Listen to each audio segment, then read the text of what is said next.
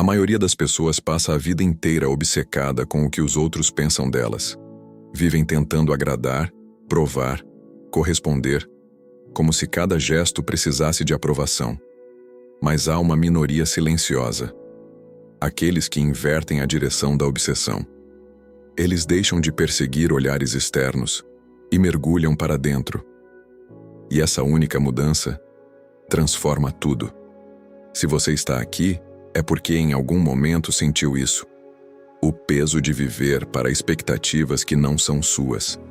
A sensação de estar desempenhando um papel que não escreveu. E agora, algo dentro de você começa a pedir mais. Não mais aplausos, mas verdade. Meu nome é Carl Jung, e durante décadas explorei as camadas mais profundas da mente humana. Entre os indivíduos mais conscientes e evoluídos que conheci, descobri um padrão fascinante. Todos eles tinham algo em comum. Eles não estavam obcecados com o que o mundo dizia sobre eles, estavam obcecados em compreender quem realmente eram.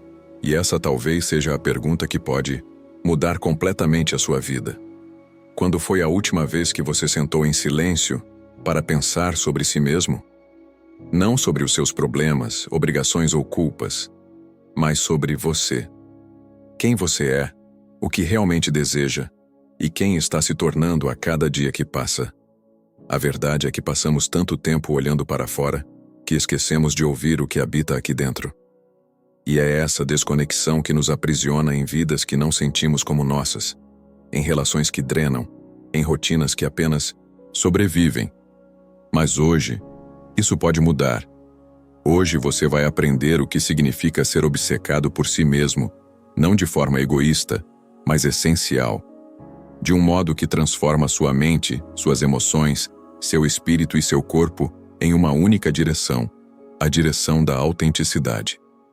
Antes de seguir, escreve nos comentários, como um compromisso silencioso. Hoje, eu escolho me tornar minha própria prioridade.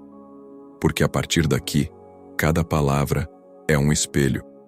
E se você olhar com atenção, vai perceber que o reflexo que mais te libertará sempre foi o seu. Houve um momento na minha vida em que tudo parecia perder o sentido. Eu estava exausto, não fisicamente, mas espiritualmente. Tinha seguido todos os caminhos que me disseram ser os certos. Estudei, trabalhei, busquei aprovação, me esforcei para ser alguém. Mas por dentro, algo estava morrendo em silêncio. Numa noite qualquer, sentado sozinho no meu pequeno quarto, senti o peso de todas as tentativas que falharam. Era como se o eco das minhas próprias decepções preenchesse o ar. Eu tinha me tornado um especialista em atender às expectativas dos outros, mas um completo desconhecido para mim mesmo. Então uma pergunta surgiu, simples, mas devastadora. Se eu não precisasse impressionar ninguém, o que eu realmente faria da minha vida? O silêncio que veio depois foi ensurdecedor. Pela primeira vez em anos, eu não tinha resposta. E foi ali, naquele vazio, que percebi a verdade. Eu tinha perdido completamente a conexão com a minha própria alma. Naquela noite, tomei a decisão mais importante da minha existência. Decidi me tornar um estudante de mim mesmo, não um observador superficial, mas um investigador das minhas profundezas, como um cientista diante do mistério mais complexo do universo, a própria consciência. Prometi a mim mesmo que iria estudar, entender e evoluir com a mesma disciplina com que um alquimista busca transformar o chumbo em ouro. Mas dessa vez, o ouro seria interno, seria a clareza, a integridade, a presença. Essa escolha mudou tudo. Porque o autoconhecimento, quando se torna uma prática diária, transforma o caos em ordem e o medo em direção. A partir daquele instante, deixei de ser refém das vozes externas e comecei a seguir a minha própria bússola. E aqui está algo que eu quero que você entenda profundamente. Ser obcecado por si mesmo não é egoísmo. É um ato de respeito à vida que pulsa dentro de você. É reconhecer que ninguém pode caminhar por você e que o seu dever mais sagrado é aprender a caminhar com consciência. Quando essa chama se acende, o mundo deixa de ser um campo de batalha e se torna um espelho. E cada experiência, boa ou ruim, revela uma parte de quem você realmente é. Na parte 2, você vai entender o verdadeiro significado de ser obcecado por si mesmo. E por que isso não é vaidade, mas a fundação de toda a transformação interior. Quando eu falo em ser obcecado por si mesmo, muitos entendem errado. Acham que é sobre se colocar acima dos outros, buscar atenção ou viver centrado no próprio ego. Mas isso é apenas o rascunho distorcido de algo muito mais profundo. Ser obcecado por si mesmo, no sentido mais elevado, é um compromisso sagrado com a própria evolução. É decidir olhar para dentro com a mesma intensidade com que o mundo te distrai para fora. É transformar o autoconhecimento em prioridade e a consciência em prática diária. Carl Jung dizia que aquilo que não se torna consciente volta a nós como destino. E é exatamente isso que acontece quando vivemos desconectados da própria essência. Repetimos dores, relações e padrões que não compreendemos, porque deixamos que o inconsciente guie nossa vida como um piloto invisível.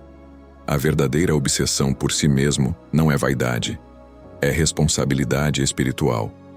É compreender que você não pode servir o mundo de forma plena se não estiver inteiro, que o amor ao próximo começa quando você aprende a amar a si mesmo de forma lúcida, e que se você não cuidar do seu interior, o vazio acaba transbordando para tudo ao redor.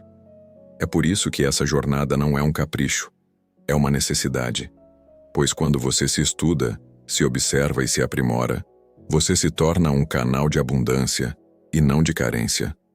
Você deixa de agir por reatividade e começa a agir por consciência. E tudo à sua volta muda.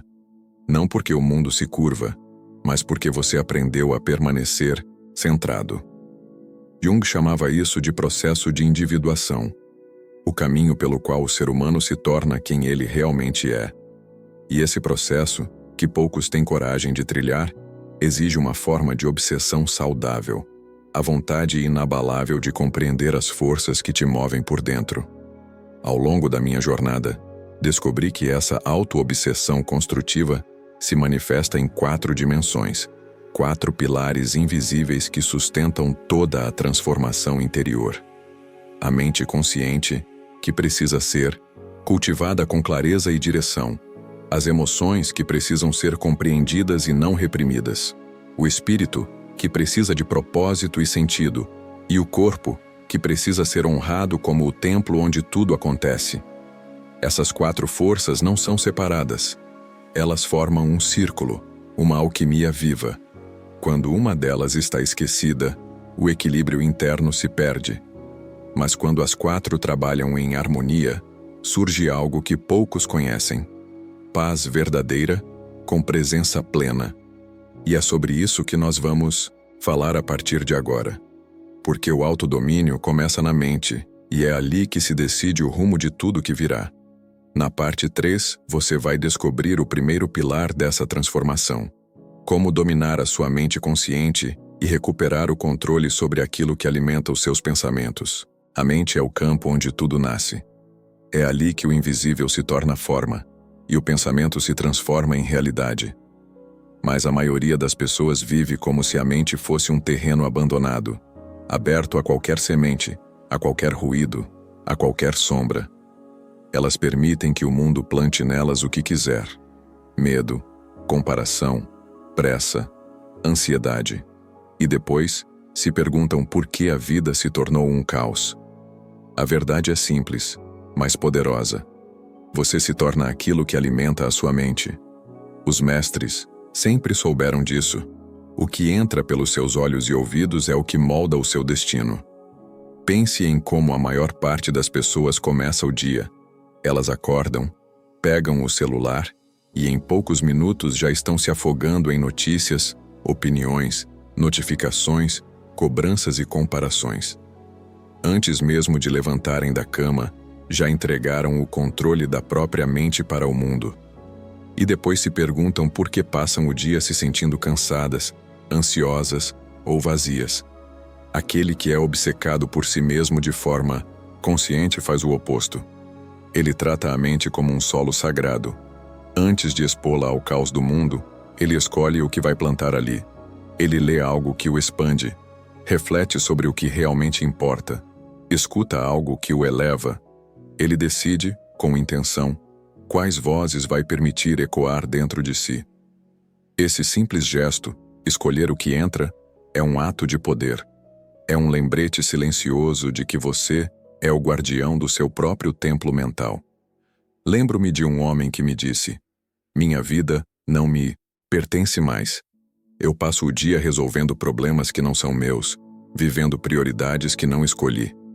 Perguntei a ele: quantos minutos do seu dia você dedica apenas a pensar sobre a sua própria vida?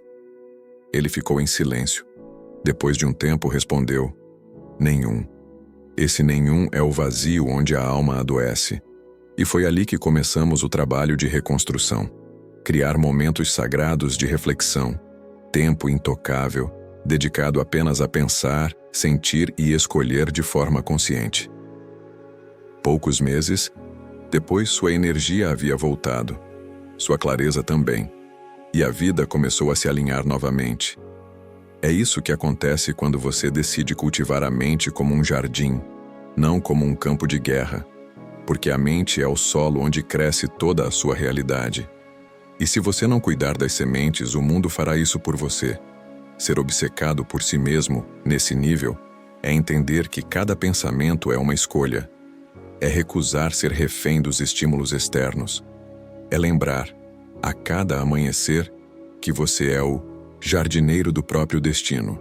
Na parte 4 você vai mergulhar no segundo pilar, as emoções, e vai entender por que dominar o que sente é tão essencial quanto dominar o que pensa.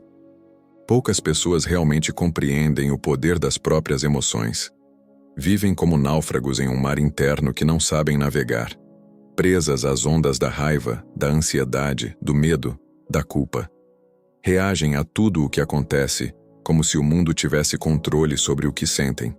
Mas existe um ponto de virada silencioso, e ele começa com uma simples verdade. Suas emoções não são algo que acontecem com você, são algo que você cria. Cada emoção nasce do significado que você dá às coisas, e esse significado pode ser transformado, observado, reconstruído. O problema é que a maioria das pessoas nunca aprendeu a fazer isso. Aprendeu a reprimir o que sente ou a se afogar em tudo que sente, mas não a compreender. Lembro-me de uma mulher que me disse: eu tenho 40 anos e só agora percebo que nunca aprendi a lidar com minhas emoções. Eu passo dias ansiosa, irritada, esgotada, e nem sei o porquê. Olhei para ela e disse algo que quero que você guarde para si. As emoções são como mensageiros e não inimigos. Elas não vêm para te punir, mas para te mostrar algo que ainda não foi visto. E quando você aprende a escutá-las sem julgamento, algo milagroso acontece. Você deixa de ser prisioneiro delas e se torna seu mestre. Jung dizia que aquilo que negamos nos domina, aquilo que aceitamos nos transforma.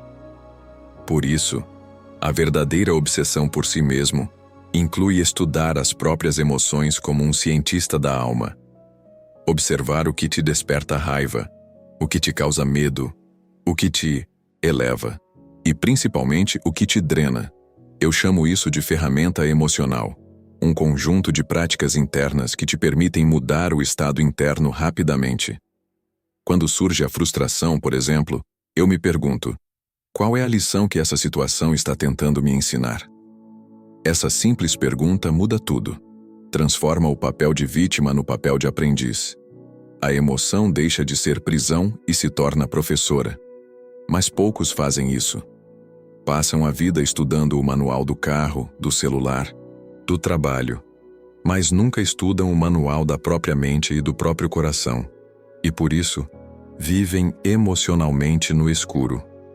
Ser obcecado por si mesmo é, antes de tudo, se tornar especialista em si. Saber o que te equilibra, o que te fere, o que te recarrega. Descobrir que o silêncio pode curar mais do que 1000 distrações. Eu, por exemplo, preciso de pelo menos 20 minutos diários de silêncio absoluto. Sem música, sem conversa, sem telas. Apenas eu e o que vibra dentro. No começo, esse silêncio me parecia perda de tempo. Hoje sei que é nele que reencontro o meu centro. É nele que a alma se organiza novamente. Dominar as emoções não é apagar o que se sente, é dar nome, espaço e direção ao que vive dentro de você. Porque quem domina o que sente, domina o próprio destino. Na parte 5 você vai conhecer o terceiro pilar dessa jornada, o crescimento espiritual. O ponto onde propósito e consciência se unem, e onde a vida começa finalmente a fazer sentido. Há um vazio que nenhuma conquista consegue preencher. Você pode acumular títulos, dinheiro, reconhecimento, mas se a alma não estiver em paz, tudo o que conquista vira apenas ruído. Eu vi isso muitas vezes. Homens e mulheres que alcançaram o que o mundo chama de sucesso, mas que acordavam todos os dias com a sensação de estar atuando em um papel que não escolheram. Viviam dentro de uma peça, mas o roteiro não era deles. Um empresário me disse certa vez: tenho tudo o que sempre quis, e ainda, assim, acordo todos os dias com a impressão de estar perdido. Olhei para ele e perguntei: quando foi a última vez que você fez algo que realmente te conectou à vida? Ele não soube responder. A verdade é que a maioria das pessoas se desconecta do próprio espírito quando passa a viver apenas para resultados. Elas esquecem o porquê de estar aqui. E quando o porquê se perde, o como se torna um fardo. Crescimento espiritual não tem a ver com religião, tem a ver com significado. É sobre si reconectar com o centro invisível que dá forma a tudo o que você é. É sobre lembrar que há uma inteligência maior guiando cada encontro, cada dor, cada ciclo. Jung dizia que quem olha para fora sonha, quem olha para dentro desperta. E despertar é exatamente isso, voltar a se lembrar do que sempre esteve ali.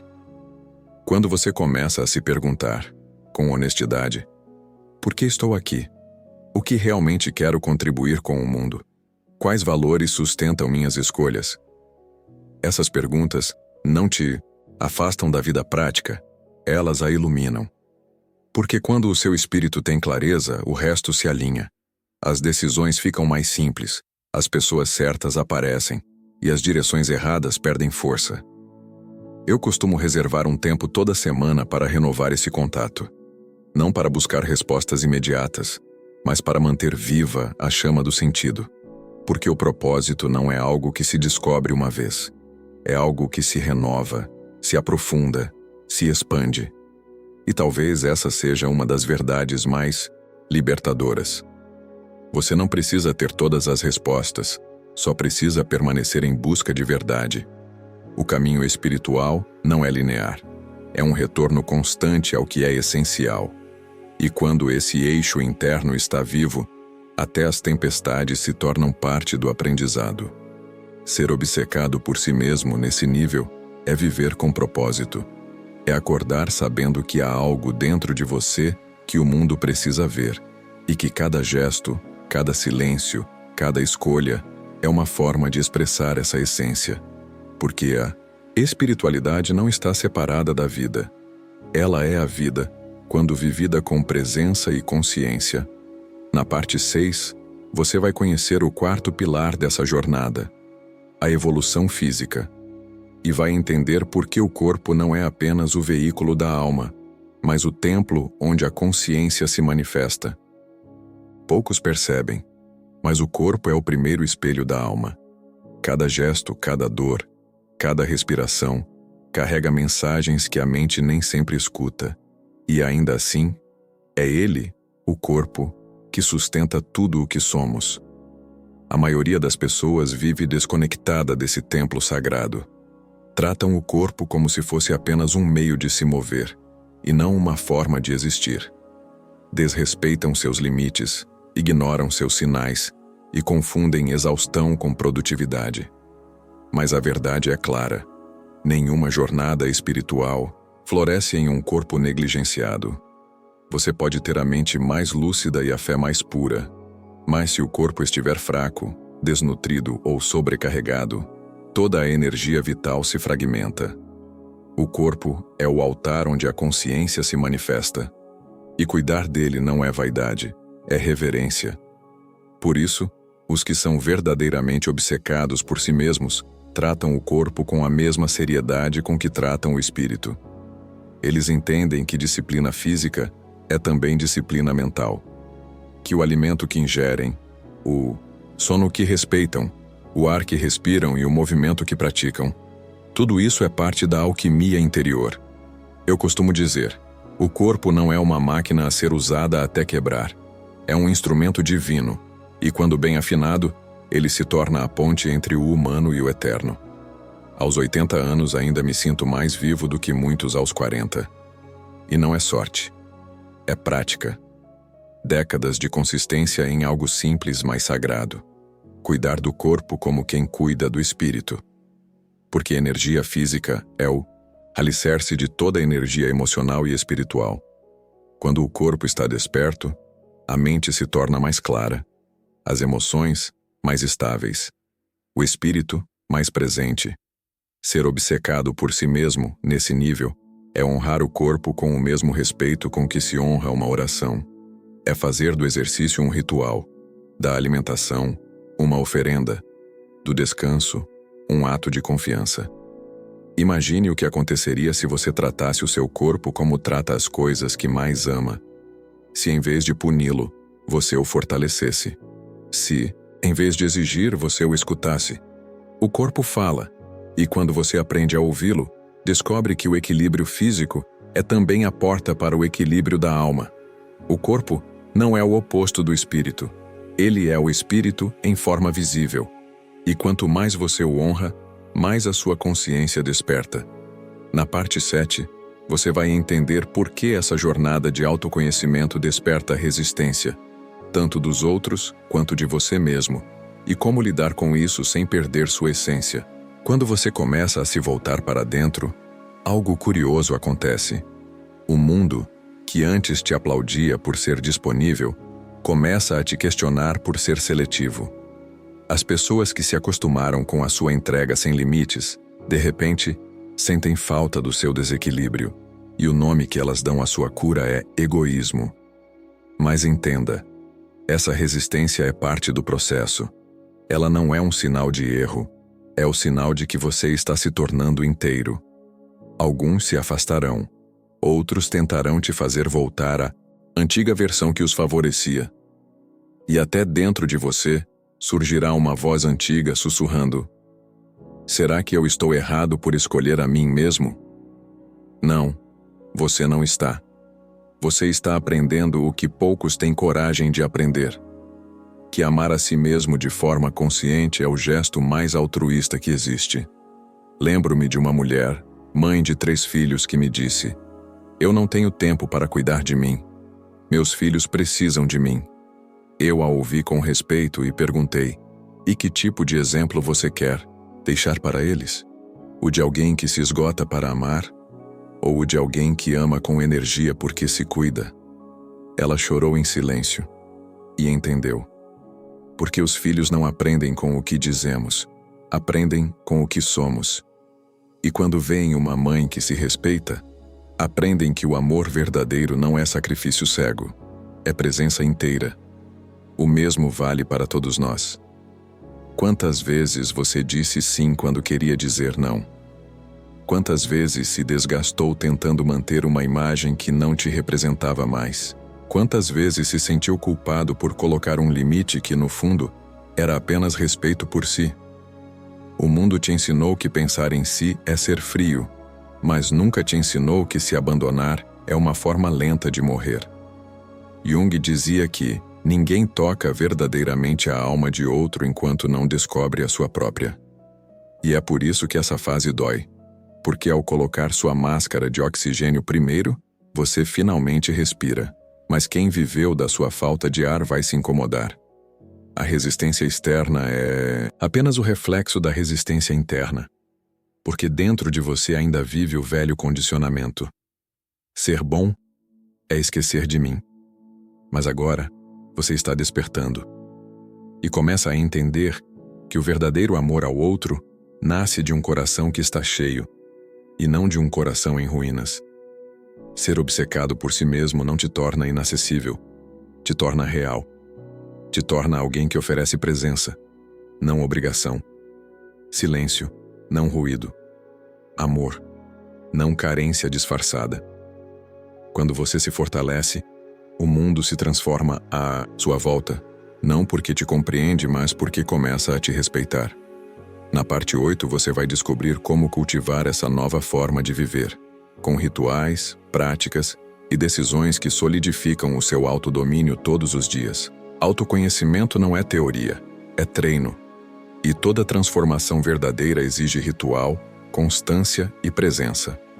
Não basta entender a mente, as emoções, o corpo e o espírito. É preciso viver isso, todos os dias. O primeiro passo é o que chamo de hora sagrada. Um período do dia reservado exclusivamente para você, não para o trabalho, não para a família, não para as demandas externas, mas para a reconstrução da sua presença. Pode ser de manhã, ao amanhecer, quando o mundo ainda dorme e a alma desperta. Pode ser à noite, quando o silêncio te permite ouvir o que o dia abafou. O horário não importa, o compromisso sim. Durante essa hora, alimente-se do que te fortalece. Leia algo que expanda sua mente. Medite para ouvir sua voz interior. Mexa o corpo para mover a energia. Ou simplesmente reflita sobre o que te fez sentir vivo hoje. Essa prática é um lembrete diário de que você é sua própria prioridade. E com o tempo, ela se torna uma âncora. O lugar onde você se reencontra quando o mundo te dispersa. O segundo passo é o que chamo de auditoria da alma. Uma vez por semana, sente-se em silêncio e pergunte: como eu vivi nos últimos dias? O que fiz por mim? Onde entreguei minha energia por obrigação? E o que fiz por amor?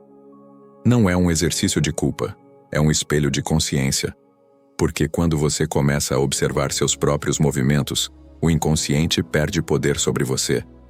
Cada semana se torna uma oportunidade de ajustar o rumo, como quem realinha o leme antes da tempestade. Jung dizia que a consciência é o primeiro passo para a libertação. E é isso que essas práticas fazem. Elas devolvem o comando da sua vida para as suas próprias mãos. O terceiro passo é a arte dos limites conscientes. Aprenda a dizer não, a negar convites que drenam sua energia, a recusar papéis que não te representam mais. Cada não, dito com consciência, é um sim ao seu crescimento.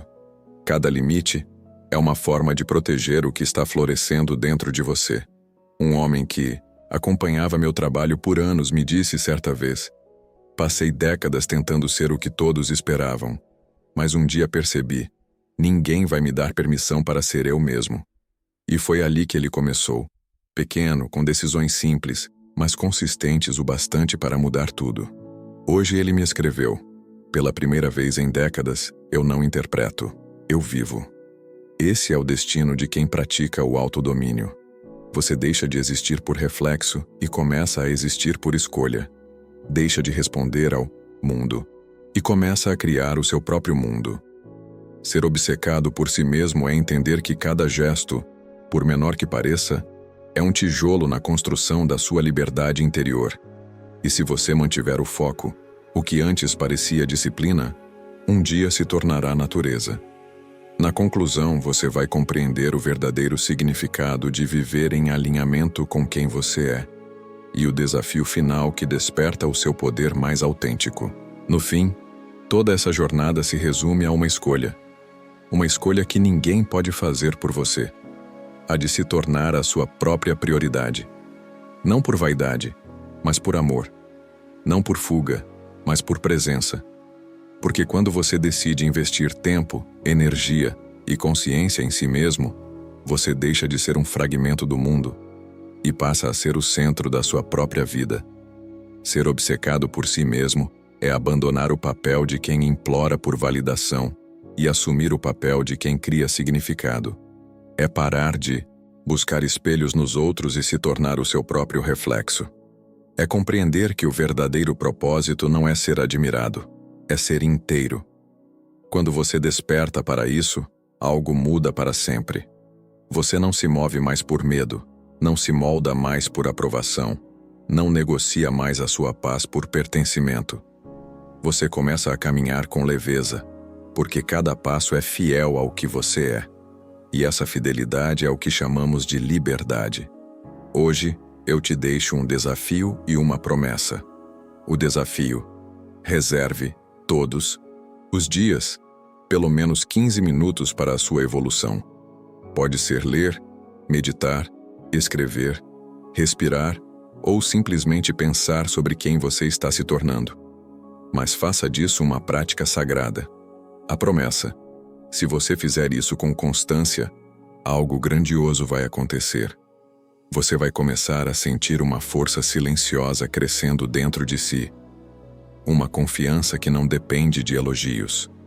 Uma serenidade que não teme o caos. E um brilho nos olhos que nenhum disfarce pode imitar.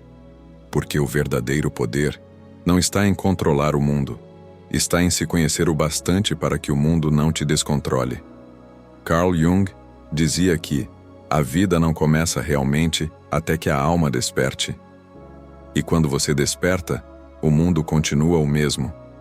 Mas o seu olhar muda tudo. Se essa mensagem acendeu algo em você, não deixe apagar.